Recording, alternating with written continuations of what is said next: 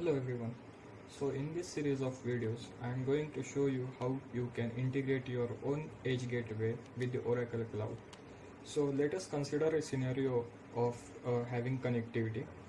So let us consider there are few PLCs from which we usually get data.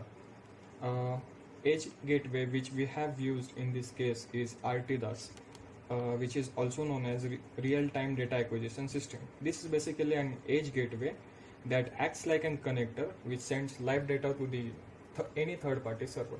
So in this case, the Oracle IoT Cloud would be the third-party server. So just I like to give some information about this RTDAS device. It's a device which implements different types of protocols which are used to fetch the data from the PLCs or analyzers or any other device which we get real-time data. So once this real-time data is fetched by the RTDAS, we can send this real-time data using JSON requests to different third-party server. So then I like to give some information about Oracle IoT Cloud. So I have segregated this Oracle IoT Cloud into two parts.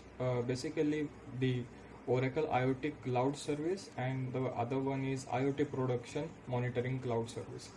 So first of all, let me introduce you to the Oracle Cloud Service.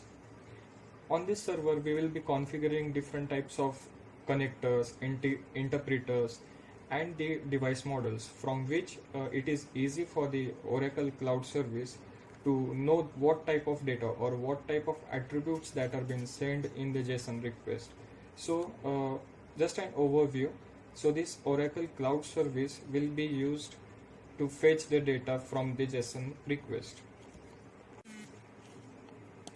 So once we have the data on Oracle IoT Cloud Service, we can map this data easily onto the IoT Production Monitoring Cloud Service. So this is what we can, I will be showing you how to do this process.